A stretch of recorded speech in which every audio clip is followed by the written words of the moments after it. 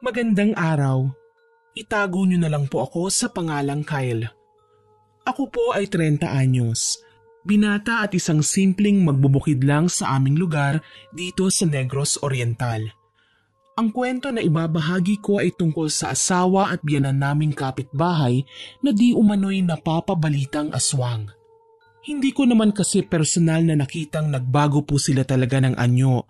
Pero alam ko at ramdam ko na marami silang lihim na tinatago na hindi namin kayang ipaliwanag. Sisimulan ko po sana ang aking kwento noong taong 2012. 18 anyos lang po ako ng mga panahon na yun. Bali nag-aaral pa ako ng 4th year high school noon. Wala pa kasi ang K-12 classes dati.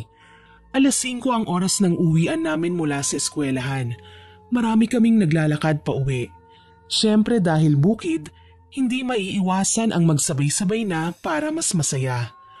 Yung kalsada pa namang papunta dati sa eskwelahan namin ay pinag-uusapang tambayan daw ng mga aswang kaya pinakaiiwasan. Hindi naman ako matatakutin na tao talaga, kaso lang kapag may namatay, ayun, kabado talaga ako. Kung ano-ano na kasi ang nai-imagine ko, lalo na kapag sinasama ako ni nanay na makilamay.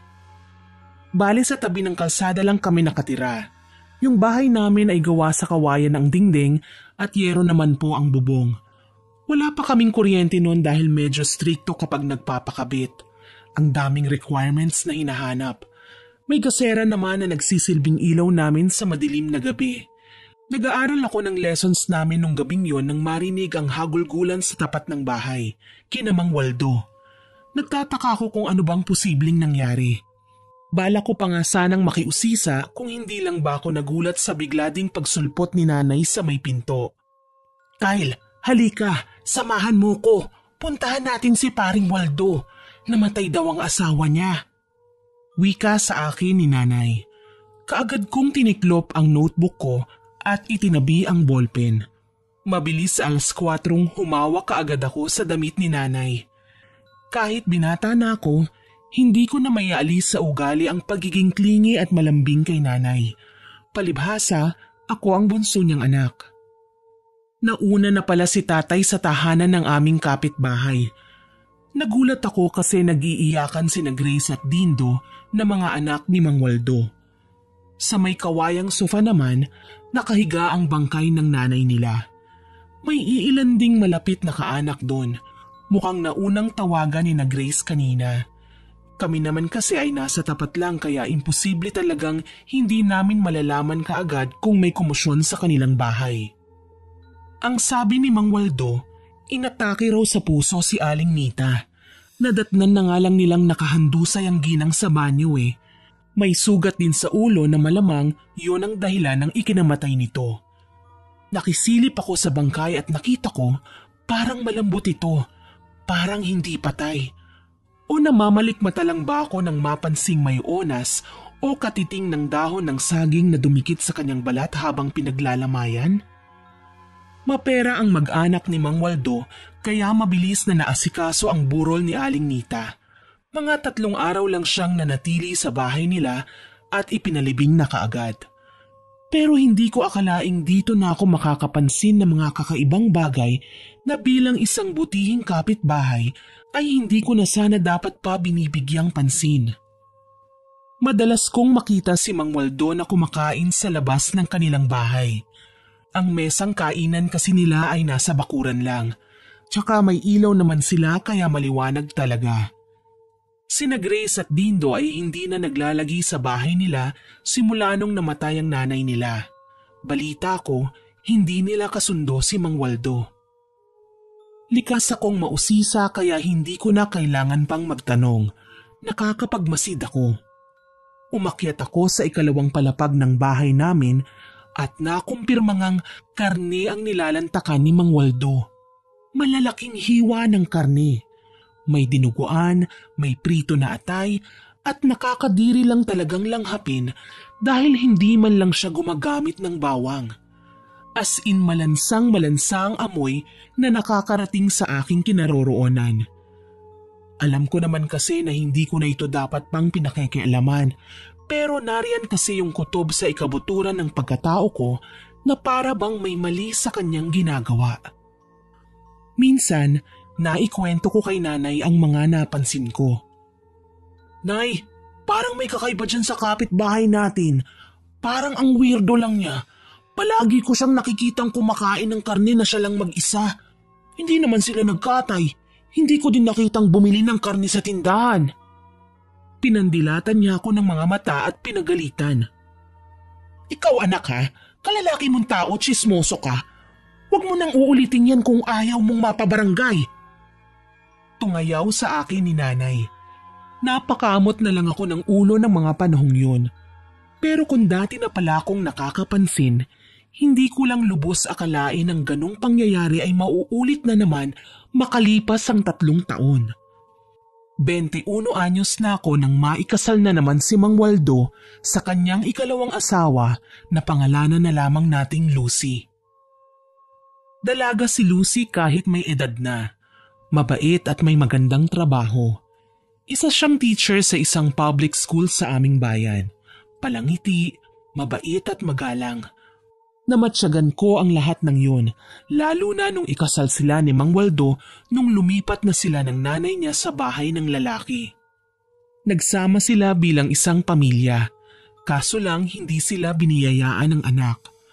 Para hindi naman sila gaanong malungkot, nag-alaga sila ng mga hayop kagaya ng baboy, kambing at baka. Sa pagkakaalam ko ay may 2 kapatid si Aling Lucy na sa syudad nakabase.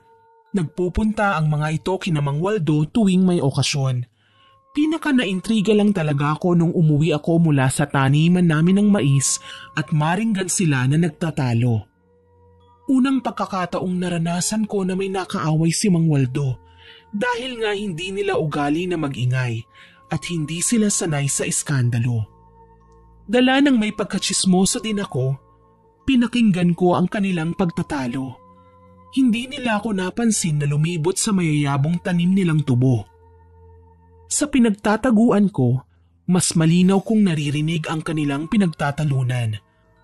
Umiiyak si Lucy na para bang ikamamatay niya ang bagay na yun na pinagtatalunan nila. Bakit naman kasi ganun, Waldo? Sabi ko naman sa'yo itira mo sa akin ang atay ng kambing na pinakatay natin. Bakit nauna mo pang kinain?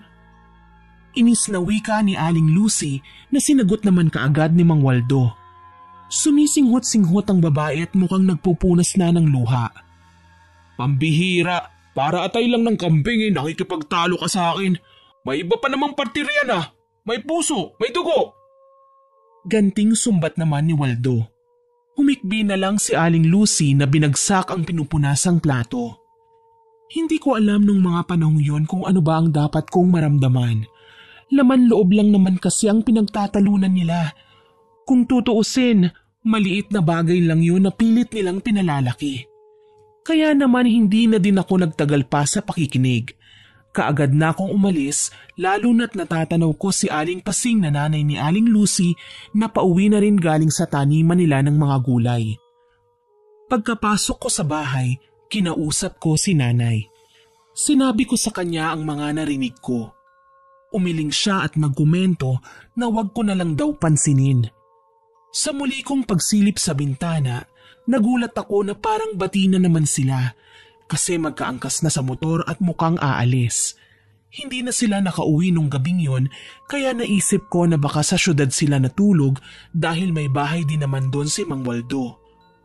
Nang mga sandaling yon, alam kong si Aling Pasing na lang talaga ang naiwan doon dahil wala naman doon ang mga anak ni Mang Waldo sa unang asawa. Pagsapit ng hating gabi, nagising ako sa mga kaluskos mula sa katapat na bahay. Ni hindi man lang ito kinahulan ng aso. Pero dahil ilang metro lang naman ang distansya ng bahay ni Mang Waldo, kahit nga mga yapak na ginagawa nila ay naririnig ko. Bumangon ako para malaman kung ano bang ginagawa ni Aling Pasing. Maliwanag ang buwan noon, bilog na bilog at malinaw kong nakikita sa kalangitan. Saktong napagawi ang tingin ko sa bahay ni Mang Waldo. Ang style nga po pala ng bahay nila ay parang kubo lang, pero mababaw ang sahig, bali may space sa ilalim o silong para sa mga alaga nilang manok.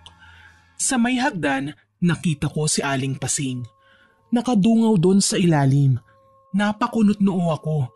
Para kasi siyang may kinakausap pero mahina lang ang boses niya, kaya kailangan kong mas lapitan pa siya. Nagkunwari akong naiihi at lumabas ng bahay. Maingat ako, halos hindi nga maririnig ang mga yapak ko. Nang makapwesto na ako sa lugar narinig ko ang mga sasabihin niya, literal na kinilabutan ako. May kinakausap nga siya sa silong. Ang pinagtataka ko lang, bakit kailangan sa ilalim ng bahay nila Ron ang sino mang bisita nila? Bakit hindi pinatuloy sa loob ng bahay o kahit sa mesang kainan man lang para komportableng maupo? Sa dami ng tanong na naglalaro sa isipan ko, isa lang talaga ang pinakatumatak sa diwa ko. Yon ay nang lumipad ang kausap ni Aling Pasing. Ikinampay ang may kalakihang pakpak at saka nawala. Natulala ako sa aking nakita. Hindi ko masabing ibon ang nagmamay-ari ng pakpak na yon dahil napakalaki ng bultong hugis tao ang nakita kong anino sa iniwan niyang pwesto. Imbis katatapos ko nga lang umihi ay naihina naman ako at sa pagkakataong yun nabasa na ang suot kong shorts. Pagtayo ni Aling Pasing ay halos tawagin ko na ang lahat ng santa at santong kilala ko nang lumingon-lingon siya. Para bang sinisigurado niya na walang nakakita sa ginawa niya. Dasal ko nga rin lang talaga na wag niya akong makita. Halos hindi ako huminga para lang pati pintig ng puso ko, wag na niyang marinig pa. Pumasok si Aling Pasing sa bahay nila at saka ako nakahinga ng maluwag. Kaagad akong pumasok din sa bahay at ginising sina tatay. May pagkamahilig ang ama ko sa kababalaghan kaya nakinig siya sa kwento ko. Kaso lang, sapak naman ang inabot ko kay nanay. Pareho daw kami ni tatay na mahilig pumasok sa gulo. Kung may makita man daw kami, dapat ay tahimik lang. Huwag nang magsalita ng magsalita at kadalasan kung sino pa daw ang huling nakakaalam ng balita ay siya pang kawawa. Lahat kasi ng dinawas at dinagdag sa kwento ay sa taong yun na nga ibibintang. Nangatwiran ako kay nanay at sinabi kong totoo talaga ang nakita ko. Ang sabi niya, kahit na daw, kung may mapansin man akong kakaiba sa mga kapitbahay namin o sa kahit na sinong tao, mas mabuti pa raw na wala akong pagsasabihan. Hindi ko na din kinulit pa si nanay, kahit sa totoo lang para naman talaga siyang may nalalaman. Kinaumagahan, naging bisita namin si Tom. Isang magbubukid na kaklase ng isa sa mga ate ko nung high school. May mga galos at kalmot siya sa katawan. Nagulat kami nang isalaysay niya na pinasok daw siya ng aswang kagabi. Ayon sa kanya, sa may lutuan pumasok ang aswang at pilit siyang inaabot. Ilang beses na raw siyang binabalikan Ikatlong pagpapakita muli ng aswang sa kanya kagabi, kaya hindi na niya napigilan ng sarili at napilitan na siyang lumaban. Gamit ang punyal, sinaksak niya ang aswang sa dibdib, kaya timbuang ito sa kanyang harapan. Nagulantang siya nang matamaan ng liwanag ng buwan ng mukha nito. Nakilala niya ang babaeng aswang bilang si Aling Lucy.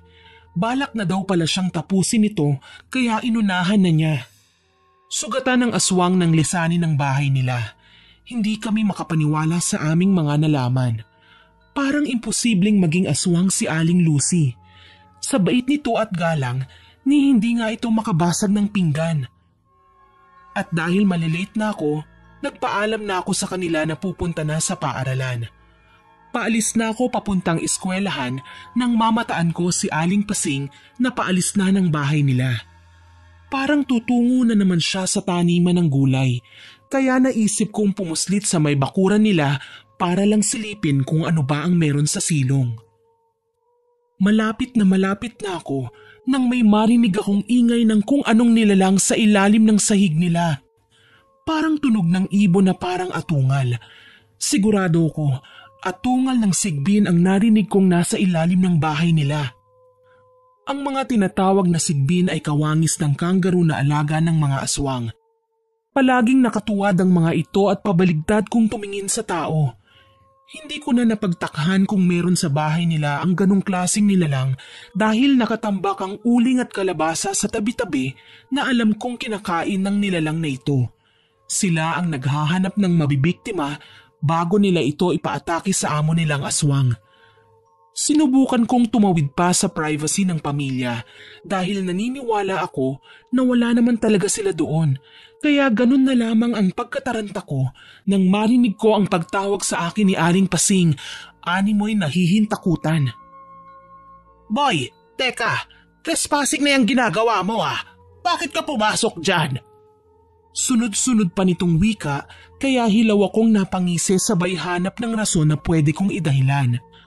Mabuti na lang nasabi ko sa kanya na may nakita kong ahas na pagapang-gapang sa kalsada at pumasok sa ilalim ng bahay nila. Kaya ako nakalusot. Tumangutango na lamang si Aling Pasing sabay sabing buti daw at hindi ako natuklaw. Ewan ko ba, parang iba naman ang nais niyang ipahiwatig nung mga sandaling yon. Kaya nahihiyang nagpaalam na ako at dumiretso na sa eskwelahan. Hindi ko na nabigyang pansin pa ang pagbukas ng pinto at paglabas ni Mang Waldo na naroon lang pala sa loob at mukhang alam na ang ginagawa ko. Kinahaponan, ibinalita sa akin ni Nanay na patay na daw si Aling Lucy. Basta na lang daw hinimatay habang nagsi-CR sa isang kainan at kailangan daw naming makilamay ngayon dahil wala naman silang ibang makakasama, sina Mang Waldo lang at Aling Pasing. Sa totoo lang, naguguluhan na ako sa mga pangyayari. Paanong namatay ng ganun lang si Aling Lucy? Gayong tingin ko naman sa kanya ay malusog at malakas. Mas lalong sumama nga ang duda ko na aswang nga si Aling Pasing. Ang tanong, alam ba ito ni Mang Waldo? At paano naman ang biglaang pagkamatay ni Aling Lucy? Para nga makumpirma ang hinala ko, sumama ko kay Nanay sa katapat na bahay. Sina Tatay naman ay abala sa pagpipintura ng kabaong na paglalagyan ng patay. Hindi pa kasi uso sa amin noon ang magpaimbalsamo ng namatay na kaanak, kaya kinabukasan ililibing na din daw kaagad si Aling Lucy. Ibang-iba sa ginawa sa unang asawa ni Mang Waldo na si Aling Nita, na pinaimbalsamo na daw niya pero sabi naman ng mga anak niyang nakakwentuhan ko, hindi raw talaga dinala sa punerarya noon ng nanay nila. May nagpunta lang daw na tao sa bahay nila at tinurukan ng gamot ang bangkay para wag mamaho. Kakaunti lang ang nakikipaglamay, siguro mga malalapit na kaanak lang tapos kaming kapitbahay. Nariyan si Grace at Dino. Si Aling Pasing nakapagtatakang abala sa kusina at parang hindi naman malungkot. Naisip kong magmatsyag habang nakikipag-usap si Nanay. Nagkunwari akong naiihi kaya naituro sa akin ang banyo. Binati ko pa nga si Aling Pasing na noon ay nasa lutuan. Para bang may hinahalo sa malaking kaldero. Habang kunwaring nagbabawas, narinig ko ang mga yabag ng paang papunta sa kusina. Maya-maya pa ay nagsalita ang bagong dating na nakilala ko bilang si Mang Waldo. "Nay, naitago niyo ba?" Tanong nito na ikinakunot ng noo ko. Pero sumagot si Aling Pasing. Pabulong nga lang ngunit abot naman sa kinaroroonan ko. "Ang alin, anak?" "Yung kinuha ko po sa katawan ni Lucy. Baka naman inasinan niyo yun ha?" "Bakit ko naman aasinan? Paano natin kakainin kapag may asin?" Angil ng ginang. "Naninigurado lang. Nasan nga?" Tanong ni Mang Waldo. "Oo, nasa pitsil sa may banggera. Yung kulay blue. Huwag ka nalang maingay baka marinig tayo. Nasa loob pa naman ng banyo si Kyle." Wika naman ng matanda. Napalunok ako habang iniisip ko kung ano ba ang kanilang pinag-uusapan. Mabuti na lang walang tao nang makalabas na ako. Tila ba may boses na bumubulong sa akin na tumbukin ko ang banggera. Nasa sulok yon at hindi kaagad nalalapitan ng kahit sino. Kabado kong sinilip ang laman ng pitsil na kulay blue. May malaking atay sa loob nun na sigurado kung hindi atay ng baboy o kambing at maski na nga ng kalabaw o baka. Dahil nga nasa klase namin ang tungkol sa pag-aaral namin sa mga internal organs, nahihinuha kong atay yon ng tao. Dagdag pang lumukod kaagad sa aking pagkatao ang matinding lansa kaya naman nagmamadali akong inilapag ang pitsil sabay labas ng kusina. Nagtatakbo ako palabas at doon nagsuka. Nagtaka sina Nanay at Tatay sa akin Pero hindi ko naman sinabi sa kanila ang dahilan. Siguradong mapapagalitan ako kapag nalaman nila. Sa may sagingan ako dumuwal dahil nakakahiya namang magkalat sa bakuran ng aming kapitbahay. Medyo nahimasmasan na ako nang marinig kong may tumawa sa aking likuran. Parang nangaasar na parang nangungutya. Paglingon ko, nakita ko si Aling Pasing. Parang ewan na nakalagay ang magkabilang kamay sa likuran at isinasayaw-sayaw ang katawan, kagaya ng madalas kong makita sa mga bata. Kayo po pala, Aling Pasing. May kailangan po ba kayo? Tanong ko sa kanya na mas ikinalawak ng kanyang ngisi. Umiling-iling ang ginang sabay turo sa sagingan sa aming harapan. Wala naman. Napansin ko lang. May kasukat kang katawan ng saging dyan sa unahan eh. Parang inihanda talaga. Dahil sa kanyang sinabi, binigyan niya lang ako ng ideya tungkol sa kung ano ang tunay niyang pagkatao at kung ano ang talagang ginagawa nila. Ngayon, alam kong hindi lang basta hinimatay si Aling Lucy at hindi na nagising. Pinatay siya dahil sarili niyang pamilya ay inatake na ng gutom. Hindi na ako nakapagpaalam sa kanya nang pumasok ako ng bahay nila. Nanginginig na nakasulyap ako sa kabaong. Naitanong ko sa aking sarili kung si Aling Lucy pa ba ang nasa higaan o naglalamay na lang ba kami sa katawan ng saging. Dala ng matinding pagdududa, tinulak ko ang bangkay.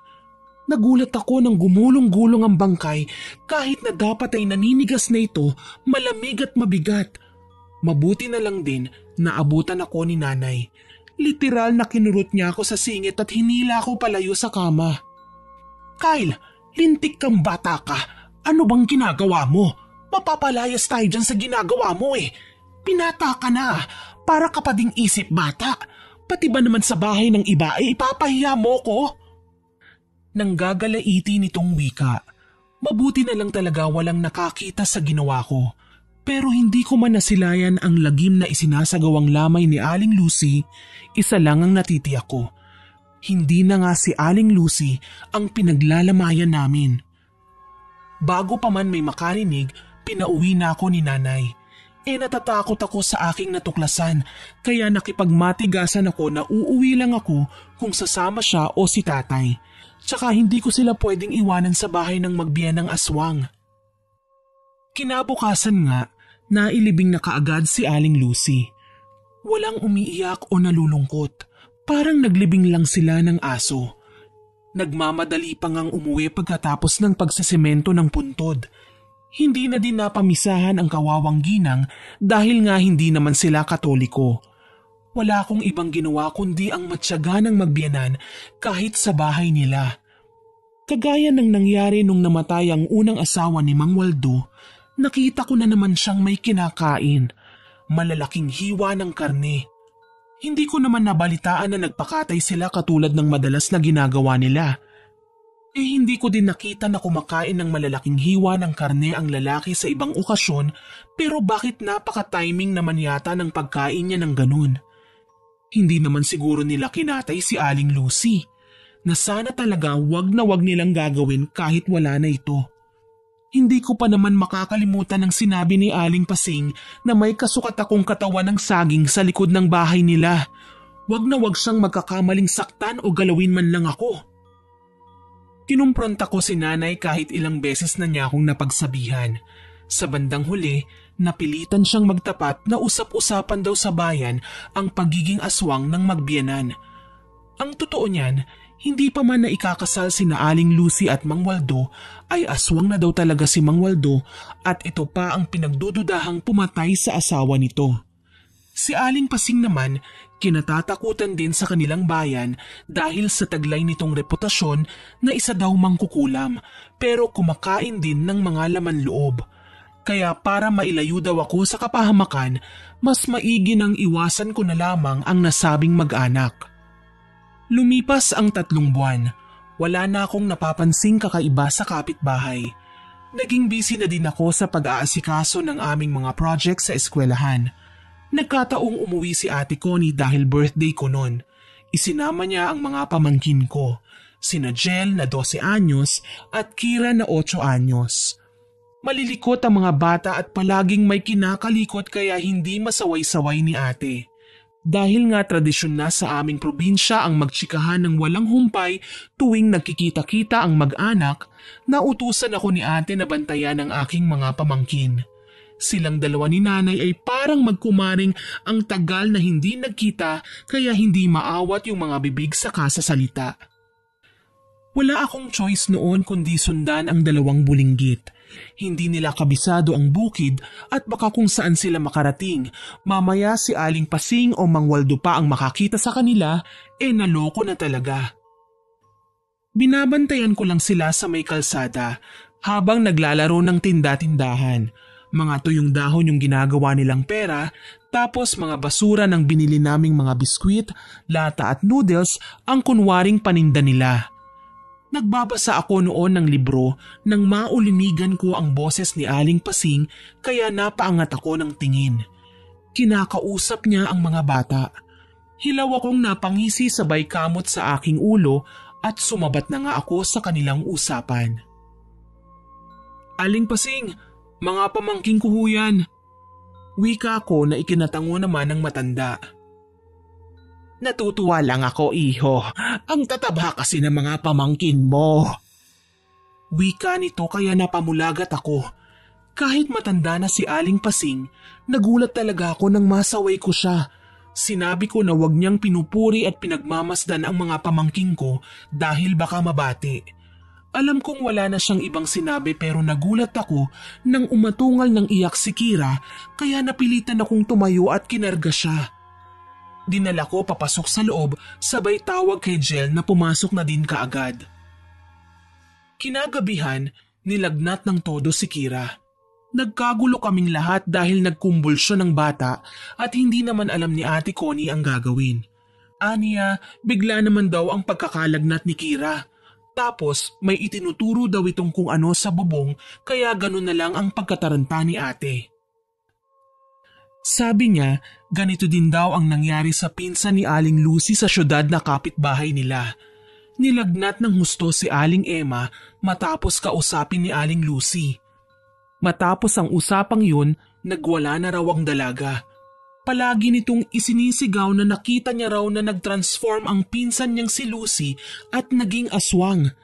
Kaso lang, hindi raw kinaya ng katawan ni Lucy ang pagkayanggaw kaya ayun, namatay. Kinilabutan talaga ako sa nalaman ko. Napakarami ng alalahanin ang gumugulo sa isipan ko.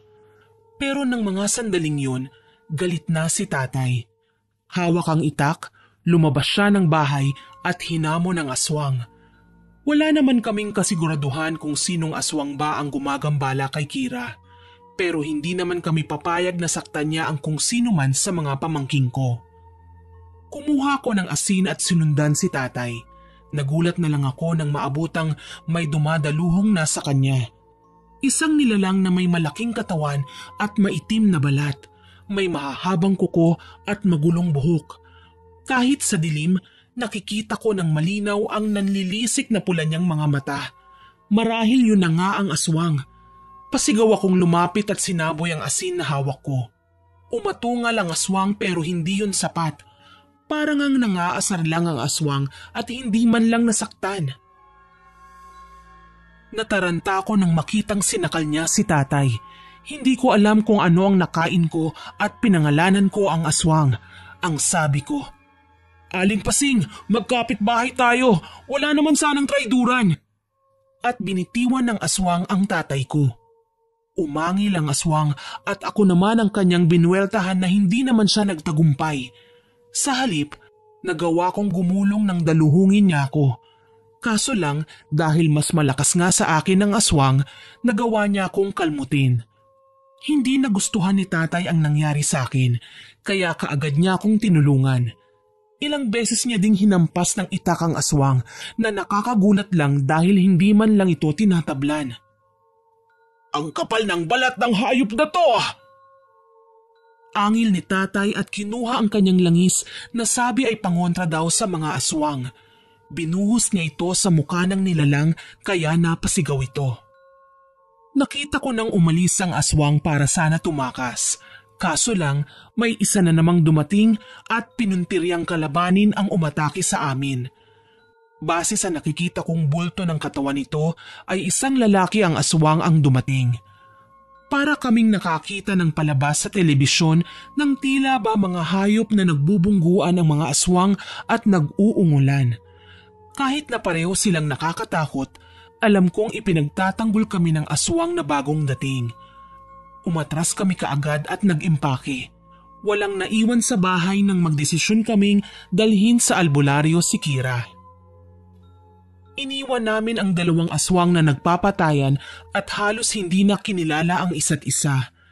Kahit naman kasi nasaan yung aswang sila, alam namin na sila ay walang iba kundi ang magbiyanan na si Mang Waldo at Aling Pasing. Pagdating sa albularyo, tinawas kaagad si Kira. Tama nga ako, may kinalaman ang aswang sa pagkakalagnat niya. Binalak daw palang kunin ng aswang ang aking pamangkin dahil kinurot-kurot na daw ito ng aswang. Hintakot kong kinausap si Kira na noong mga sandaling yun ay nagkamalay na. Sabi niya, totoo daw na kinurot siya ni Aling Pasing. Mataba raw kasi siya at makinis. Tapos, kasya daw siya sa kaldero nila. Yun ang dahilan kung bakit siya umiyak dahil natakot siya. Sinigundahan naman ni Jel ang sinabi ng kapatid. Sabi pa nga daw ni Aling Pasing, ang saya daw siguro ng buhay nila kung palaging may dumarating na matatabang batang gaya nila. Baka raw hindi na nila kailanganing lumipad para lamang mabusog. Sobrang kinilabutan ako sa aking mga nalaman. Idagdag pa ang impormasyong ibinahagi sa amin ni Tom noong nakaraang buwan at ang mga nakita ko maging ang kinwento ni Ate Connie. Kumpirmado ngang mga aswang ang kapitbahay naming magbiyanan. Humingi kami ng advice kay Mang Agustin na isang albularyo sa kung ano ba ang pwede naming gawin. Aniya, hindi namin kayang labanan ang mga aswang kung wala kaming yamyam o orasyon kaya mas mabuting palayasin na lang daw namin ang mga ito kesa makapambiktima pa. Pinagmasdan ni tatay si Mang Agustin na animoy may dalawa itong ulo. Para naman kasing ang daling gawin yun. Nauna pa nga yatang tumira si Mang Waldo sa lugar na yon kesa sa amin Aniya, hindi na daw namin gagamitan ng pilitan o puwersahan ang pagpapalayas sa kanila. Ang magagawa lang namin, maghanap ng bugok na itlog at parmesan daw ito ng badyaw o biga, isang klase ng halamang may pagkakahawig sa gabi. Makating-makati raw ang halamang ito na walang sino man ang nanaising makahawak man lang dito. Kailangang ibaon namin ang mga yon sa loob ng bakuran nila.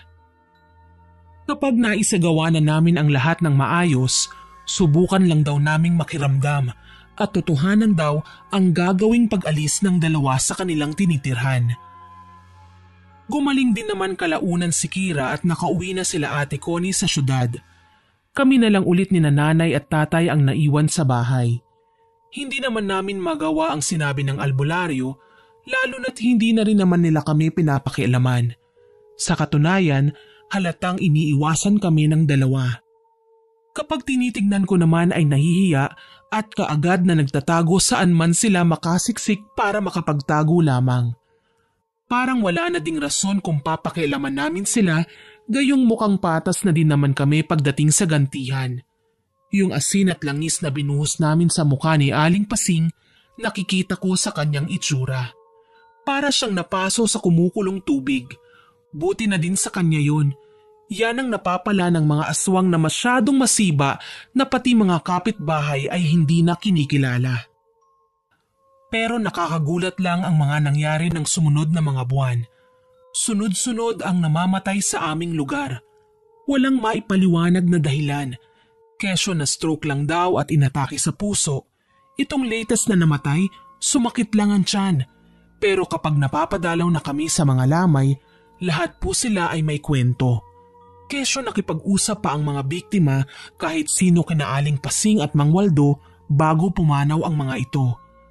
Pero sa isipan ko, pumanaw ba talaga? Dumagdag pa sa alalahanin namin ang biglaang pagkasira ng bait ni Tom. Hubad-baro itong naglalakad sa kalsada. Sinasabing hindi raw patay ang mga taong nilibing namin. Mga katawan lang daw yon ng saging. Ang tunay na mga katawan ay nakagapo sa madilim na taguan ni na Aling Pasing sa ilalim ng lupa. Isa-isa raw kinakatay kapag nakakaramdam na sila ng gutom. Naaalarma kaming lahat noon. Sino ba naman ang hindi? Lalo na't sa gabi ay ilang beses na bumabangon si nanay dahil para daw siyang may naririnig na umiiyak o humihingi ng tulong sa katapat na bahay. Palaging sinasabi ni tatay na guni-guni niya lang daw yun at hindi dapat siniseryoso. Ang kaso lang, mas tumindi ang hinala namin na may kinalaman nga sina Aling Pasing at Mang Waldo sa mga nangyayari dahil madalas namamataan ang lalaki sa madidilim na bahagi ng tulay o sa kalsadang likuran na tinatawag naming sangangdaan.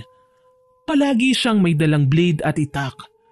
Minsan napapaisip ako, bakit madalas siya doon tuwing hating gabi? Tsaka aanhin ba niya ang blade? Doon ba niya itinatago ang mga biktima nila pagkatapos tagain? Halos wala na kaming matinong tulog sa tuwing may nasasagap na balita kami sa labas. Kaya muli akong nakipagkita kay Mang Agustin at tinanong sa eksaktong panuto kung paano gagamitin ang badyang at bugok na itlog. Hindi alam ni nanay at tatay ang hakbangin kong ito. At wala na akong balak pa na ipaalam. Baka kasi pigilan pa nila ako at masira ang mga plano ko. Mabuti na lang, hindi naging maramot ang matanda sa pagpapaalam sa akin ng tamang instructions. Sa katunayan, binigyan pa niya ako ng orasyon na sinulat sa papel na hindi ko na raw kailangan basahin, pero isasama sa paglilibing ng mga bugok na itlog at halamang badyang para mas epektibo ang gagawin ko. Kinaumagahan, hinintay ko nang umalis si tatay papunta sa bukid. Si nanay naman maglalaba raw kaya nagkunwari akong masama ang pakiramdam kaya hindi na niya muna ako pinilit na patulungin. Pasulyap-sulyap ako sa bintana at nakitang paalis ang magbiyanan pasakay ng motorsiklo. Mukhang pupunta sila sa bayan para mamili ng mga gamit sa bahay. Tamang-tama na walang makakakita sa gagawin ko.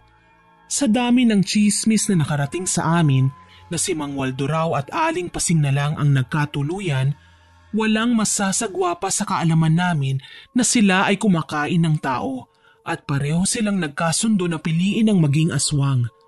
Ito lang talaga ang pinakaayaw ko dahil hindi pala totoo ang kasabihang mas maigi ng may kapitbahay na aswang kesa sa magnanakaw. Dahil ang aswang pala kapag kumati ang lalamunan, dadaluhong na lang bigla para may maipantawid gutom sa kumakalam na tiyan. Nang masigurado kong ako na lang ang naroon ay kaagad kong tinawid ang distansya ng bahay namin papunta sa bahay nila. Wala nang hinto-hinto pa nang magkalkal ako ng lupa at agarang itinanim ang badyang pati na ang bugok na itlog na nakuha ko sa kulungan namin ng manok. Hindi na ako nag-aksaya pa ng panahon.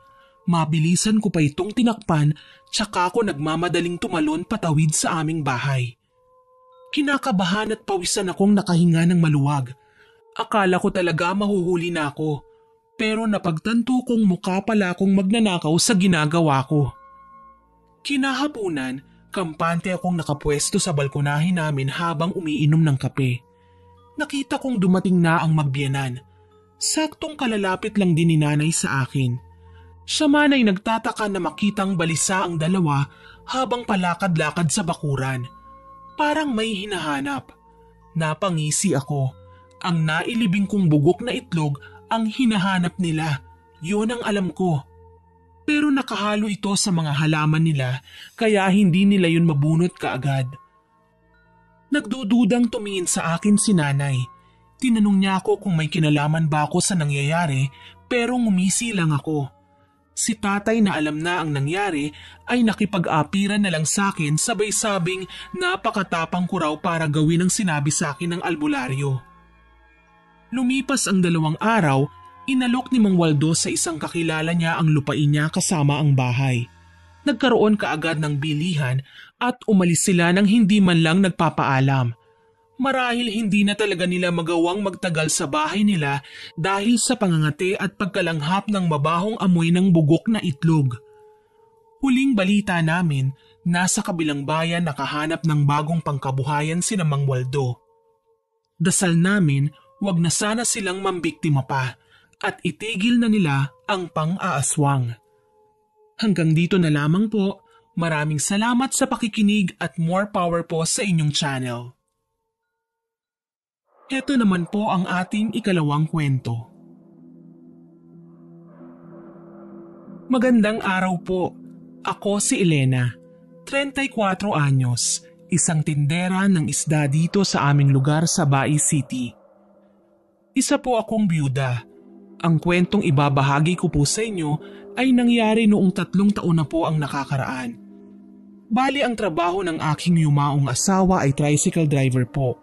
Tapos nag-aaral pang pareho sa elementarya ang 3 kong anak.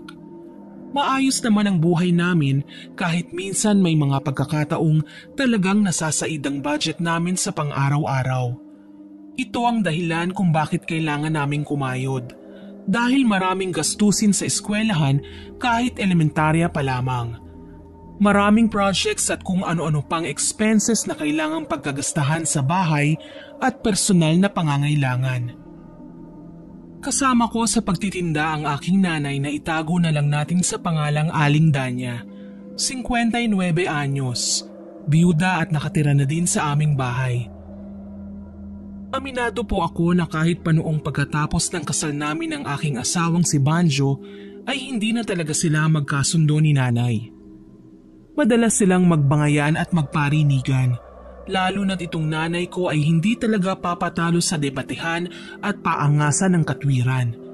Ang mahalaga lang naman, lagi akong nasa tabi nila para mapagsabihan sila at mapigilan sakali man na magkapisikalan. Hindi ko naman magawang pagsabihan ng medyo maaanghang din ang aking nanay kapag sobrang naiimbierna na ako sa away nila. Natatakot kasi talaga ako sa kanya. Lingid sa kaalaman ng nakararami, marunong mambarang ang aking nanay. Isang matagal ng lihim na kahit kailan ay hindi ko pinagsasabi sa kahit na sino maski sa aking asawa. Ayokong husgahan niya kami at gamitin niya itong rason para iwanan niya ako. Nagtatrabaho naman kaming 3, kahit yun na lang ang gawin naming pakonsuelo sa mga pagkukulang namin bilang isang buong pamilya. Isa pa, kapag may kinikita si nanay sa kanyang pangungulam, ibinibigay niya sa akin para may panggastos ang mga apo niya sa eskwelahan. May maipambabayad kami sa kuryente, tubig at pwesto namin ng isda sa palengke. Ang problema nga lang itong si Banjo. Kapag nalalasing po kasi siya, madalas kaming nagkakagulo. Nagwawala siya at nagpaparinig ng kung ano-ano kaya nga nagagalit ako sa mga kasamahan niyang naglalasing. Baka kung ano-ano na lang ang pinagsasasabi nila sa asawa ko para masira ang mood nito. Isang araw, nagsara kami ng pwesto ni nanay ng maaga. Sabi ko sa kanya, sosorpresahin namin si Banjo kasi kaarawan ng asawa ko. Pumayag naman siya at hindi na nagsalita pa ng marami. Basta ang alam ko, mahal ako ni nanay at suportado niya ako saan man ako masaya. Namili kami sa isang malaking tindahan ng mga ihahanda. Kumuha ko ng spaghetti, pangmaha blanca at pansit. Gusto ko kasi na kahit minsan man lang maging espesyal ang araw na ito para sa kanya. Habang nakapila sa counter, nakita namin ang asawa ng kumpare ni Banjo. May mga binili rin. Nagkabatian kami sabay na patingin siya sa mga pinamili ko. Naitanong niya kung ano ang okasyon at mukhang espesyal ang mga yun. Ngumiti na lang ako at sabay sabing may sosorpresahin kami. Umangutangulang si Tanya, ang asawa ng kumpare ni Banjo na si Lucas at saka umismid. Ang sabi niya may pasuspense pa raw ako, wala naman daw mawawala kung sasabihin ko sa kanya. Nainis ako dahil parang nainsulto ako sa paraan ng pagkakasabi niya. Kaya naman nagpa siya kong sagutin siya. Alam mo Tanya, wala ka namang pakialam kung may gusto kong sorpresahin. Mas paglaanan mo na lang ng pansin yung sarili mo. Hindi ka na nga nakakapagsuklay Inis kong wika sa kanya. Kapag sinabi ko kasi ang plano ko, ikukwento niya yon sa asawa niya. Tapos si Lucas naman, ikukwento kay Banjo ang plano namin ni nanay. Hindi na surprise yun kasi nga malalaman na nila. Umirap sa akin si Tanya at nauna kaming iniwan. Nagmura si nanay at masamang tinitigan si Tanya pero pinigilan ko na lang siya kaagad. Sinabi ko na hayaan na lang niya ang babae. Nagpatuloy kami sa pamimili at sinundo pa ang mga bata sa eskwelahan. Pagdating sa bahay, naging abala kami sa pagluluto. Hindi ko alam na noong mga oras na yon, kinukwento na pala ni Tanya kay Lucas at Banjo ang maling impormasyon para lang mag-away kami ng aking asawa. Pinalabas niya na may kinatagpo akong lalaki at kinukonsinti pa ako ng aking nanay. Narinig ito ng kaibigan kong si Ada kaya kaagad niyang ikinuwento sa akin ang lahat. Naku Elena, hindi ka dapat nagtitiwala sa Tanya na yan. Ang galing humabi ng kwento. Biro mo, sinabi niya sa asawa mo na may kinakatagpo kang lalaki at binilhan mo pa raw ng groceries. Sumbong niya sa akin. Todo tanggi ako sa mga paratang ni Tanya dahil hindi naman totoo. Gayunpaman, nataranta ko. Alam ko kung paano magalit si Banjo. Nagwawala yon at kung minsan, napagbubuhatan pa ako ng kamay. Hinawakan ako ni nanay at sa kanya sinabi na dedepensahan niya ako dahil hindi naman daw yun totoo. Umalis kaagad si Ada nang makarinig ng kalansing sa gate. Dumating na si Banjo. Abot-abot ang kaba ko at lihim na nagdarasal na sana wag na siyang mag-iskandalo. Kaso lang, sinalubong niya ako ng isang malakas na sampal. Walang iya ka, Elena! Nagtatrabaho ako ng marangal tapos ipanggagastos mo lang sa lalaki mo? Ang kapal ng mukha mong gamitin ang perang pinaghirapan ko sa kalandian mo? Nanggigigil niyang wika. Nabigla ako sa bilis ng mga pangyayari kaya hiningal ako sa tindi ng emosyon. Hindi totoo yan. Yung nakuhanan mo ng peking balita, Makati lang talaga ang bibig. Mas naniniwala ka sa mga tsismosa ha, ganun ba? Galit na galit ko ding wika sabay tulak sa kanya. Nagsimula nang mag-iyakan ang aming mga anak na nahintakutan sa naging reaksyon ng tatay nila. Maging ang ilang kapitbahay ay naiskandalo at nakiusyoso sa ingay na likha namin. Nang mga sandaling yun, wala na akong ibang nais gawin kundi ang ingod-ngod ang nguso ni Tanya sa kalsada. Galit na dinuro ako ni Banjo. Sa kanya sinabing kahit kailan hindi raw sinungaling si Tanya. Kaya nga sila namuhay ni Lucas nang hindi nag-aaway, na malayo raw sa gulo dahil mabuti at mabait daw ang kumari niya. Halos masuka ako sa pandidire dahil sa lahat ng sinabi niya. Itinanggi ko ang lahat ng yon pero dinamay pa niya si nanay at sinabing kinukonsinti raw ang kalandian ko. Kinakampihan pa niya ang babaeng inggitera at walang ibang trip sa buhay kundi ang manira ng pagsasama ng iba. Umiyak ako at galit na sinabi kay Banjo na umalis kami ni nanay dahil nais namin siyang sorpresahin sa kaarawan niya. Na hindi ko sinabi kay Tanya ang balak ko dahil mas lalong sisirain ni Tanya ang plano ko at hindi na ito magiging sorpresa pa. Sa halip na mahiya at humingi ng tawad, binalibag pa niya ang kawayan naming sofa at saka umalis. Hinihingal akong umiiyak, lalo na't animoy may palabas sa telebisyon na nakadungaw pa talaga ang mga kapitbahay namin sa bintana. Inasikan ko silang lahat at saka sinabing tapos na ang palabas kaya magsilayas na silang lahat. Hindi ko naikalma ang aking sarili, lalo na at narinig ko ang matinis na halakhak ni Tanya sa tapat lang ng bahay, kaya ganun na lang ang mabilisan kong paghakbang at nakita nga siya sa labas ng bahay nila. Walang sabi-sabing sinampal ko siya na ikinagalit niya sa akin. Pero nang mga sandaling yun, hindi ako nakaramdam ng takot. Sumigaw si Tanya at lumaban sa akin ng sabunutan. Kaso lang iba talaga ang nagagawa ng galit. Tipong hindi ako papayag na hindi manalo sa away namin na yun. Nagawa ko nga siyang ingud-ngud sa simento kaya siya nagkagalos. Dito na nagkagulo ang mga kapitbahay. May naririnig pa akong nagpupustahan ng mga adik. Natataranta naman na lumabas si Lucas at dinaluhan ng kanyang asawa. Tinulak niya ako kaya ako naman ang natumba sa simento. Sakto naman na nakita ni nanay ang nangyari kaya tinulungan niya ako. Nilapitan pa niya si Lucas at makailang beses na binayo sa dibdib. Walang yaka! Sinaktan mo ang anak ko! Singhal ni nanay pero binalya siya ng lalaki sabay dinuro. Rendahan mo yung anak mo nang hindi makapanakit ng iba. Away nilang mag-asawa nang dadawit pa ng iba. Wika niya kaya tumayo ako at galit na binato ng tsinelas ang asawa niya. Nang dadawit? Ang asawa mong may makatiyang dila ang dahilan ng pag-aaway namin. Tapos ngayon kami pa ang sisisihin mo? Ikaw ha, Tanya? Kung may delikadesa ka, bakit kailangan mong gumawa ng kwento? Walang yakang babae ka? Hindi na ako magtataka kung dumating ang araw maging kabit ka ng iba. Ang lakas mong gumawa ng kwento? Kaaawaan kang talaga. Gigil na gigil kong wika sa kanila.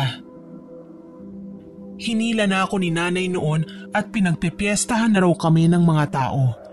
May nagbabayaran na nga ng pustahan dahil alam nila kung sino ang mananalo. Kaya naman tumigil na rin ako at hinayaang nagsalita si nanay. Kung ayaw nyo naman pala ng gulo, iwasan nyo ang gumawa ng kwento. Mamaya niyan magsugat yung bibig nyo sa kadadada. Wika niya at hinila na ako papasok sa bahay. Iyak lang ako ng iyak noon, lalo na't hindi umuwi si Banjo buong gabi. Ni hindi ko alam kung saan siya nagpunta o kung sino ang mga kasama niya. Maging si nanay ay hindi ko napigilan ng magpunta sa kwarto niya. Magpapahinga daw siya ng maaga, pero duda ko talaga kung yun nga ba ang gagawin niya. Basta ang alam ko, nakatulog ako sa labis na sama ng loob at nagising ng madaling araw sa sigaw na nangyayari sa kapitbahay. Nagwawala si Tanya dahil na-stroke daw si Lucas. Kinailangan na dalhin sa ospital ang lalaki kaya ginising ang ibang kilalang kapitbahay. 3 sa mga kalalakihan ang tumulong. Dinala daw sa ospital kaagad ang lalaki. Hindi ko na alam ang nangyari dahil bandang 7:00 ng umaga ay nakauwi kaagad sina Tanya at Lucas.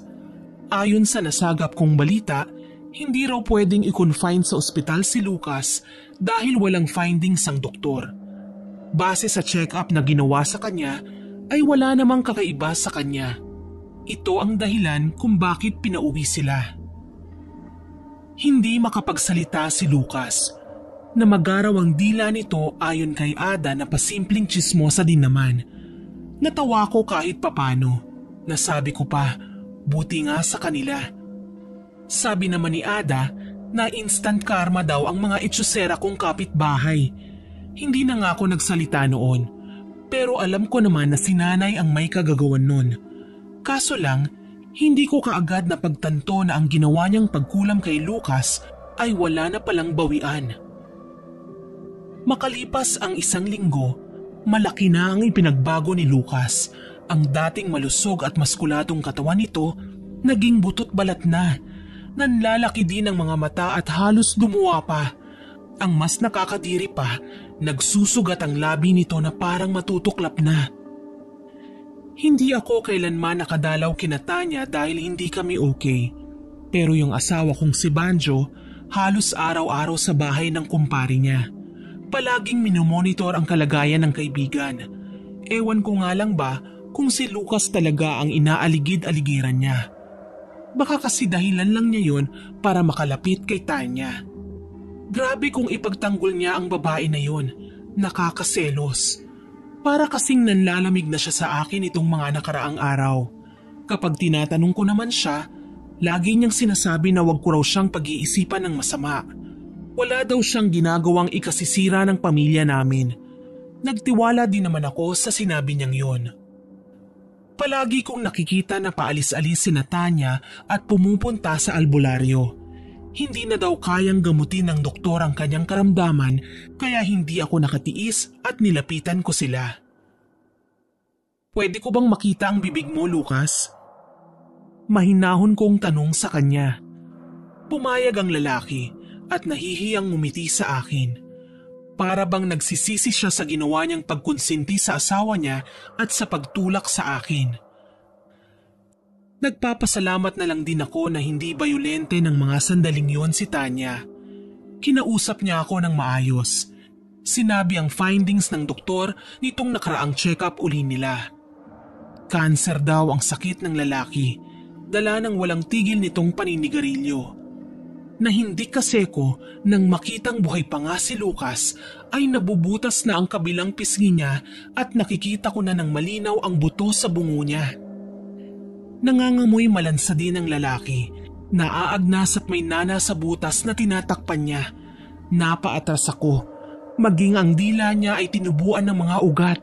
Nagsisitayuan ang balahibo ko sa katawan habang naaalala ko ang itsura ng bibig niya. Pinatakpan ko na lang kaagad at hindi na ako nangulit pa. Pero nangati talaga ako sa labis na panghihilakbot. Kaya nagpaalam ako sa kanya na papasok na ako sa bahay. Hinanap ko kaagad si nanay. Alam kong kalabisan na, pero gusto kong bawiin na niya ang ginawa niya sa kumpare ni Banjo. Natuto na din naman kasi sila ng leksyon. Alam kong hindi na nila uulitin ang mga bagay na ginawa nila sa akin. Pero pinanlisikan lang niya ako ng mga mata. Kapag daw binawi niya ang kulam na ibinaon niya sa katawan ni Lucas, mas lalo kaming madidiin na siya ang kumulam sa kanila. Nag-alala ako dahil baka humantong na sa mas malalang sitwasyon si Lucas.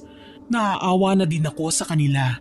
Literal na naubusan sila ng lahat-lahat, lalo na't si Lucas lang naman ang nagtatrabaho para sa kanila. Hinintay ko na umalis si nanay sa kwarto niya, tsaka ako hinalungkat ang kanyang mga gamit. Kaso lang, hindi ko yun mahanap. Natatakot ako na dumating ang panahon, matuklasan ni Banjo ang lihim ni nanay. Ayoko nang muli pa silang magkagulo. Naging tahimik ako buong araw at minatyagan si nanay. Mabuti na lang talaga nagpaalam noon si Banjo. Natanggap siya sa bagong inaplayan. Magtatrabaho din siya sa gabi para may dagdag allowance daw ang mga bata sa school. Sa Sabado pa ang uwi niya dahil stay-in sila sa pinapasukan niya bilang security guard. Malapit na din kasi ang closing exercises at hindi sa pagmamalaki pero matatalino ang mga anak namin. Lahat sila ay walang mintis pagdating sa honor roll. Nagawa kong bantayan ang lahat ng kilos ni nanay. Alam niya na binabantayan ko siya dahil namataan ko siyang nililipat ang mga gamit niya sa kung saan. Kaya para makasigurado, naghintay ako na sumapit ang gabi para masundan siya sa kanyang pupuntahan. Pagkatapos nga namin maghapunan, nagpaalam si nanay na mauuna na sa kanyang kwarto. Mabilisan kong inasikaso ang mga bata at pinatuloy ko na nang wala na akong ibang ginagawa. Pinakiramdaman ko siya. Bandang 11:00 nang lumabas ng kwarto si nanay. Nagpanggap akong natutulog kaya wala siyang kaalam-alam sa mga pinaggagawa ko. Nakita ko siyang nagtungo sa likod bahay, papunta sa mayayabong na puno ng mangga at akasya. Nilibot ko ng tingin ang paligid at nagulat ako. May nakasinding itim na kandila sa buong paligid ng pinakabakuran. Sa pinakagitna ng espasyo ay may hugis bilog na simbolong nakaguhit kung saan nakapaloob ito sa isang malaking bituin. Naroon si nanay, nakaluhod at nagdarasal. Para bang wala siyang balak na magpaistorbo kahit kanino. May suot din siyang itim na kapang hindi ko alam kung saan nanggaling. Ang alam ko lang, ito ang unang pagkakataon na nakita ko si nanay na ganito. Para siyang mas mataas na uri ng mangkukulam na nakikita ko lamang sa mga palabas. Sa tabi niya ay may kahong nakabuyangyang ang laman. May mga garapon na may lamang iba't ibang klase at nakakalasong insekto, may telang puro sulat Latin ang nakalimbag, may bungo ng tao na may binilot na mga papel, may libreta at anting-anting, may mga ugat at iba't ibang klase ng dahon na nakalagay sa bawat botelya at mga langis na kumikislap ang laman. Sa kabilang bahagi naman ay isang pinagtabi-tabing bato na may naglalagablab na panggatong sa ilalim kung saan may nakasalang na kawa na kumukulo ang lamang kulay asul na likido. May mga manikang nakasabit at may nakatatak na pangalan ng tao. Litrato din ng kung sino-sinong tao at mga karayom. Napatakip ako ng aking bibig. Kinilabutan ako sa pwedeng gawin ni nanay nung mga sandaling yun. Parang may papatayin siya o mas malamang may kukulamin na naman siya. May malaki at makapal namang libro sa gitna kung saan ito ang pinagkakaabalahan niyang basahin. Hindi ko maintindihan ang bawat katagang binibigkas niya. Sumasakit ang ulo ko sa pilit na pag-intindi habang napatitig. Umaasa akong babawiin niya ang kulam Lalo na't may hawak naman siyang krusipiho. Yun nga lang ay nahindik ako nang makitang baligtad ang pagkakagamit niya rito. Nasa puko ang aking dibdib dahil sa labis na takot. Hindi ko alam kung dapat ba akong mapanatag pa sa aking nakikita, lalo na't hindi na normal ang mga bagay na nakikita kong ginagamit niya. Sinubukan ko siyang lapitan, pero nagbago ang isip ko. Umatras ako at nagdalawang isip sa kung ano ba ang susunod na hakbang ko. Hindi ko sinadyang makalikha ng ingay nang may masipa akong lata, kaya halos mapaihi ako sa labis na takot nang maging marahasang paglingon ni nanay at nasilayan ko ang kanyang asul na kulay na mga mata. "Nanay?" Tanging nasabi ko na ikinatayo niya. Nilapitan niya ako at tinitigan ng maigi. "Anak, ang isang mangkukulam ay hindi marunong magpatawad. Alam mo bang pwede nilang ibalik sa atin ang lahat ng karamdaman na binigay natin sa kanila? Kaya marapat lang napatayin natin ang mga taong gustong sumira sa buhay mo." Nanlilisik ang mga mata niyang wika. Hindi ako nakapagsalita kaagad. Para bang umurong ang dila ko. Tinalikuran ako ni nanay at sinabing wag na wag akong manggugulo. Ito na nga ba ang kinatatakutan ko? Ang maging matindi ang pagnanais niyang maghiganti na hindi na niya iniisip kung makatarungan pa ba ang pagnanais niyang makaganti. Napalunok ako. Pakiramdam ko na walan ako ng lakas sa aking nakita. Para bang isang hindi tao si nanay base sa kanyang itsura. Nangingitim ang kanyang mga kuko, katulad din ng pangingitim ng kanyang labi na uhaw sa dugo. Wala naman akong intensyong guluhin siya. Ang gusto ko lang ay malaman kung ano ba ang totoong plano niya dahil kinikilabutan ako sa ginagawa niya. Maya-maya lang, dinampot niya ang isang litrato ng babaeng kilala ko, si Tanya. Nagsimula na namang maghurimentado ang dibdib ko. Gusto ko siyang pigilan pero wala akong magawa. Nakapikit ang mga mata ni nanay habang hawak niya ang librong kulay itim at paulit-ulit na binibigkas ang mga salitang tila ba hangin lang ang nakakaintindi.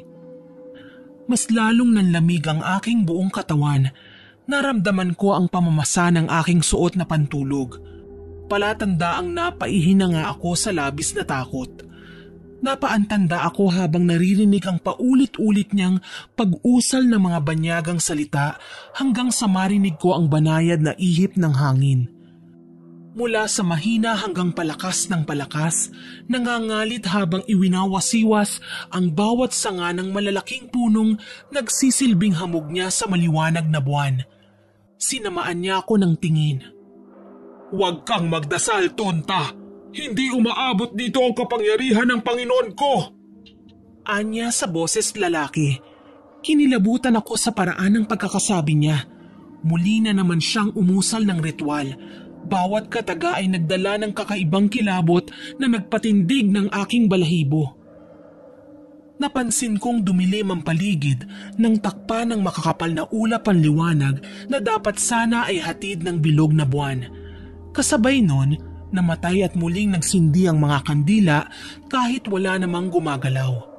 Nanginginig sa takot na tutup ko na ang aking bibig habang pinagmamasdan siyang dinampot ang makinis na punyal na yari sa kung anong klaseng diamante at iginuhit ang talim nito sa kanyang palad.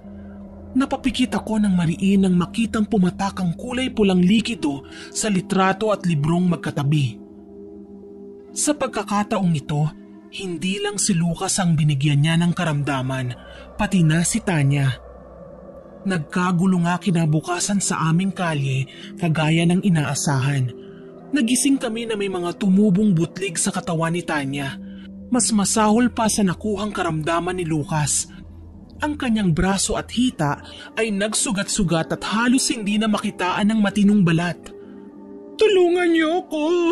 Maawa naman kayo, ayoko ng ganito.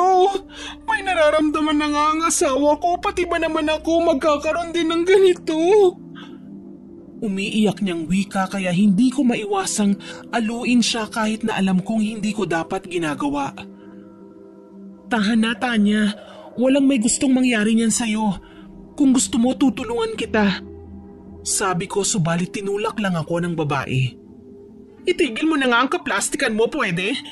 Alam ko naman na ikaw ang may kagagawa ng kamalasan sa pamilya ko eh. Baka nga ikaw pang nagpakulam sa amin. Singhal nito sa akin. Hindi makapaniwala na napatingin ako sa paligid. Nagsisimula na akong titigan ng mga tao kaya naman gayon na lang ang takot na aking nadarama. Paano na ngayon kapag mas nagtagal pa ang pagsasalita ni Tanya, baka may masabi siyang magsisilbing dahilan para kamuhian ako ng mga tao. Napapahiyang tinalikuran ko siya at pumasok sa bahay. Nakita ko si nanay na aliw na tinititigan ako. Sabi niya, nakita ko na ang hinahanap ko. Ako ngayon ang pinagbibintangan na mangkukulam, kaya paano raw niya bibigyan ng pagkakataon ng mga taong nais akong saktan? Umiyak ako at nagkulong sa kwarto buong araw. Hindi ko man lang pinansin si Ada na binabalitaan ako ng kung ano-anong nasagap niyang balita sa labas.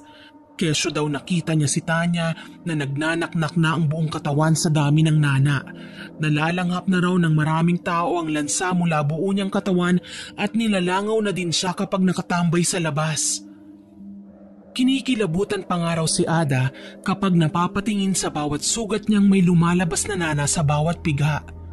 Halos hindi na ito mabakante ng mga langaw. Ang langaw naman may kasamang uod kaya naiiwan doon ang mga nakakahindik na nilalang at nagpaparami. Wala akong masabi sa lahat ng mga nalaman ko. Nawalan na ako ng gana na ipaglaban ang aking sarili dahil wala din namang makakaintindi. Ako pa din ang lalabas na masama. Kagaya nga ng aking inaasahan, pag-uwi ni Banjo ay galit na galit niya akong sinugod. Parang napaso ng nagniningas na baga na nagtatakbo si Ada dahil sa takot na madamay. Hayop kang babae ka! Singhal niya sa akin sabay sakal kaya wala akong magawa kundi pigilan ang kamay niyang humihigpit ang hawak sa leeg ko. Hindi ko alam kung anong klaseng balita na naman ang nasagap niya sa labas ng aming bahay at ganito na lang siya kagalit. Banjo, hindi ako makahinga! Ano na naman bang ginawa ko? Naiiyak kong wika sa kanya. Galit niyang sinabi sa akin na nagsumbong sa kanya si Tanya. Kinulam ko raw siya. Anong klase daw akong asawa at nagawa ko siyang ipahiya sa mga kaibigan niya? Dahil sa narinig ko ay nagkaroon ako bigla ng lakas at tinuhod siya sa pagkalalaki niya. Nanginginig na dinuro ko ang kapitbahay namin at emosyonal na umiyak.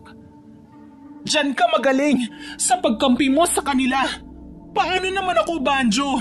Nagagawa mo pa akong saktan dahil lang sa mga hayop na yan? Anong klase kang asawa? Nanggagalaiti kong sigaw. Bago pa man makasagot si Banjo, narinig namin na nagsalita si nanay. Isa siyang pariwara at masamang klase ng asawa. Bakit? Dahil matagal ko nang alam ang kalokohan ni Banjo, anak. Hindi ko lang masabi-sabi sa'yo dahil ayaw kitang masaktan. Ni hindi nga natakot na pinagbantaan niya ako eh. Ngayon, hindi ko na kayang manahimik pa sa mga pinaggagawa niya. Kabit niya ang Tanya na pinagtatanggol niya sa'yo ngayon. Deklara ni nanay na labis pumunit sa aking puso. Sumama ang tingin ko kay Banjo. Nagpakabuting asawa at ina ako ng mga anak namin pero ito ang igaganti niya. Ang gawin akong masama at mukhang inapi ko ang kabit niya. Tama nga ako sa sinabi ko dati na kabit niya si Tanya kaya niya ipinagtatanggol. Napakawalang yani lang talaga. Dahil sa labis kong galit, binayo ko siya at pinagtutulak palabas ng aming bahay. Tutal may ambag din naman ako sa pagbili ng lupang kinatitirikan nito at sa pagbili ng materyales ng tahanan namin, mas maigi nang palayasin ko siya. Ang ambag niya rito ay kabayaran na ng lahat ng panlolokong ginawa niya sa akin. Tutal may kabit ka naman, makitira ka na sa kanila. Magsama kayong mga marurumi at mga baboy. Mga hayop kayo! Niloko mo ko! Minahal kitang hinayupak ka! Sigaw ko kaya naalarma na naman ang mga marites sa kalye namin. Muli para silang nakakita ng live scene sa telebisyon dahil sa ingay na gawa namin. Lagi na lang ganito, lagi na lang may eskandalo. Hindi man lang nagtangka si Banjo na humingi ng tawad sa akin. Parang natuwa pa nga siya na pinalayas ko eh. Nagsisisigaw pa siya na hindi magbibigay ng sustento sa aking mga anak kaya niyakap ako ni nanay. Ang sabi niya, kaming dalawa na daw ang bahala sa mga anak ko. Huwag ko nang asahan pa ang asawa ko. Gaano man kasakit ang sinapit ko ay pinilit kong magpakatatag. Sinipagan ko ang pagbibenta ng isda at dinoble ang higpit pagdating sa aking pamilya. Walang sino man sa aking mga anak ang pwedeng lumapit o makipag-usap kay Banjo nang hindi ko pinapayagan. Matuling lumipas ang ilang araw. Kumalat ang balitang sabay daw na namatay si Tanya at Lucas. Hindi na kinaya ang karamdamang dumapo sa kanila. Marami ang natuwa dahil marami din silang nagawa ng atraso sa mga kakilala ko. Pero marami din ang nailang at natakot sa akin. Wala nang ang nais na lumapit sa akin, maliban kay Ada. Siya pa din ang naghahatid sa akin ng mga balita. Medyo huminto na si nanay sa pagtitinda ng isda, pero napansin kong bumalik siya sa pangungulam. Mas malaki pa nga ang kita niya kesa sa akin eh. Akala ko okay na siya sa ganon. Ang kaso lang, nakatatak na din pala sa kanyang isipan ang gumanti sa aking asawa. Nagising na lang kami isang araw na nasa harapan ko na naman si Banjo. Panay ang hingi ng tawad at nagmamakaawa sa akin. Gusto niyang makipagbalikan. Ang problema lang, may karamdaman siya. Lumobo ang tiyan niya. Palaging may kabag. Hindi ko tuloy alam kung ano ang ginawa ni nanay, pero nasisiguro kong may kinalaman siya sa pangyayaring ito. Dahil kasal pa naman kami ni Banjo kahit papaano, wala akong ibang nagawa kundi ang tanggapin siya. Hindi ko naman kayang pagmasdan na lamang siyang ganun ang sinapit, lalo na at mistula na siyang isinumpa sa kanyang kalagayan. Nakakalungkot lang talagang isipin na kung kailan nangyari na ang mga bagay na hindi inaasahan, tsaka pa magtatanda ang mga taong marami nang sinaktan.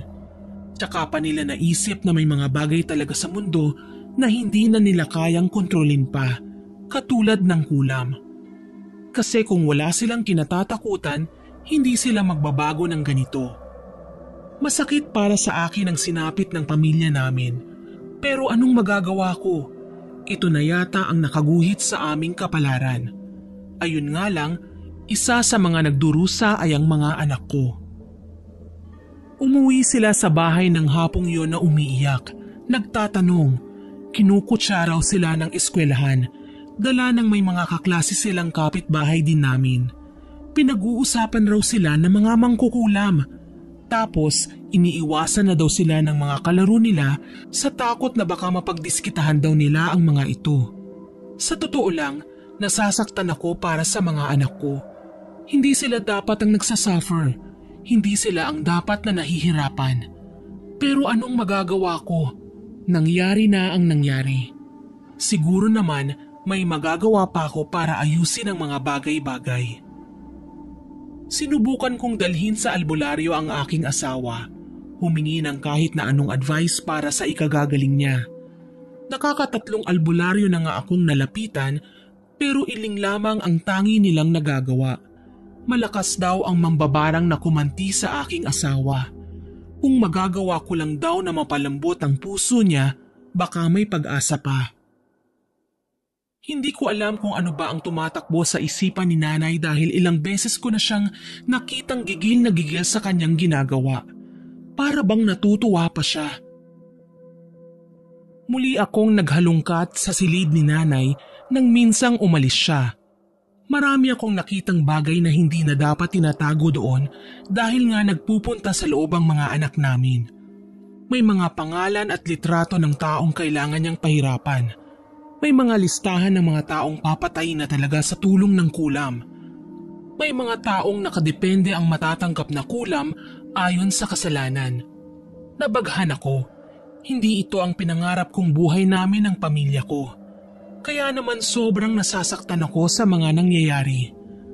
Kaya nang sandaling yon, nagpasya akong sunugin ang mga bagay na nagpapalakas ng loob ng nanay ko. Panahon na din naman siguro para siya ang disiplinahin ko. Ayokong mabuhay gamit ang perang bayad sa pagpatay sa ibang tao gamit ang pangkukulam. Tinipon ko ang mga ito sa likod bahay at sinilaban. Sa ganoong sitwasyon ako naabutan ni nanay. Halos isumpa niya ako sa aking ginawa, pero buo na talaga ang loob ko. Tatapusin ko na ang kanyang kasamaan. Nagwala si nanay at pinagtatapon lahat ng halaman na maabot ng kanyang tingin. Wala siyang pinipili, pati mga paso ay pinagbabasag niya, kaya maging si Banjo na noon ay nasa salas, napasilip sa kung ano ang nangyayari sa amin. Napaiyak ako nang magpalipat-lipat ang tingin ni Banjo sa mga gamit na sinunog ko. Wala pa man siyang sinasabi, pinagtapat ko na ang lahat ng nalaman ko. Sinabi ko sa kanya ang kakayahan ni nanay na kahit wala pa ang mga sinunog ko ay magagawa niyang makapanakit ng tao. Napaatras si Banjo. Akala ko nga magwawala siya at magagalit sa akin. Pero napaiyak ako sa kanyang sinabi. Inay, halos masira na ang ulo ko sa kaiisip kung sino ba ang taong may malaking galit sa akin at nagawa akong bigyan ng ganitong karamdaman. Pero ngayon nalaman ko, wala akong ibang hiling kundi sana mapatawad niyo ako. Hindi ko sinasadya na minsan naging masama. Hindi po ako perpekto at nakakagawa ako ng kasalanan kahit hindi ko naisin. Sana mapatawad niyo ako ni Elena. Wika niya sabay na paiyak. Hindi ko natiis si Banjo. Mahal ko siya sa kabila ng lahat pero hindi si nanay.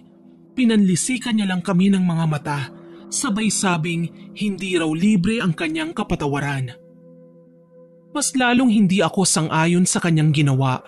Ang Diyos nga kayang patawarin kahit na ang pinakamasamang tao sa mundo siya pa kaya? Tunay na nilamon na nga siya ng puot at kadiliman. Inalalayan ko si Banjo at hinayaan ng magpahinga. Sinabi ko sa kanya na ako na ang makikipag-usap kay nanay. Kaso lang sa hindi inaasahang pangyayari, umungol sa labis na sakit si Banjo. Sinapo niya ang tiyan niya kaya nagulantang ako. Takot na takot ako na baka may mangyari ng masama sa kanya. Muli kong binalikan si nanay at pinakiusapan na tama na. Tigilan na niya ang kanyang ginagawa. Pero hindi niya ako pinakinggan. Sa katunayan, mas naging doble ang paglaki ng tiyan ni Banjo. Ni hindi na siya nakakapagsalita. Ang mga anak naman namin ay wala noong sandaling yun na ipinagpapasalamat ko na din dahil hindi nila makikita kung gaano kahirap ang sitwasyon ng kanilang ama. Mapait nang umiti si Banjo sa akin, sabay sabing mahal niya ako. Nasinagot ko naman at sinabing mahal ko rin siya. Hindi ko alam, huli na pala yun. Walang ano-ano, sumabog sa aking harapan ang katawan ni Banjo. Nangamoy lansa ako, lalo na't halos masiraan ako ng bait nang magkalat sa aking muka at sa ibang parte ng aming bahay ang lamang loob ng aking asawa. Hindi ako makapaniwala sa mga nangyari. Nagkalat ang buhangin sa kung saan na mukhang siyang ginamit ng aking ina para pahirapan si Banjo. Ni hindi ako nakapagpakawala ng palahaw, natulala lang ako sa aking mga nakita. Gustuhin ko mang sakta ng aking ina, wala na. Tapos na ang lahat. Hindi ko na maibabalik si Banjo sa dati dahil wala na siya. Kung sana hindi na ako nagdrama pa nung araw na nalaman kong niloloko ko ni Banjo, hindi ito mangyayari sa kanya. Kung sana hinayaan ko na lang sila ni Tanya na harap-harapan akong pagtaksilan. Kasi kahit ako naman talaga ang nasaktan, malinaw na ako pa din ang magdadala ng konsensya. Hindi ako matatahimik hanggat nabubuhay ako. Kumalat sa aming lugar ang pagkamatay ni Banjo. Sa edad kong 31, nabiyuda na kaagad ako. Simula noon ay wala nang sino man ang nais na mapalapit sa akin, maging si Ada. Naisip niya, nagawa ko raw kulamin ng sarili kong asawa, paano pa kaya siya na kaibigan ko lang? Literal na nasira ang buhay ko sa mga nangyari. Pero anong magagawa ko? Ganun na ang tingin nila sa akin. Nagpasya akong lumipat ng tahanan. Malapit pa din sa dati naming tinitirhan pero nasa kabila ng kalye. At least kahit alam ng mga tao ang pinagdaanan ko, hindi naman nila ako ginugulo. Hindi nila ako pinakikialaman. Mas tahimik na ang buhay ko ngayon. May mga gabi na lang na hindi kayang iwaglit sa isipan ng mga nangyari kina Tanya, Lucas at Banjo. Minsan dinadala nila ako sa panaginip. Humihingi ako ng tawad sa kanila. Nagmamakaawa na itigil na nila ang pagpapakita at panggagambala. Ngunit may mga panahon talagang kung kailan nais ko ng mamuhay ng normal ay hindi ko magawa. Sumama sa akin sa paglipat si nanay at ipinagpatuloy niya ang kanyang pangungulam. Hindi ko na siya tinangkang pigilan pa. Ang mahalaga sa akin, malinis na ang konsensya ko at hindi ko kailanman kinukonsinti ang mga pinaggagawa niya. Hanggang dito na lamang po, maligayang Pasko at manigong bagong taon sa ating lahat. Hanggang dito na lamang po, maligayang Pasko at manigong bagong taon sa ating lahat.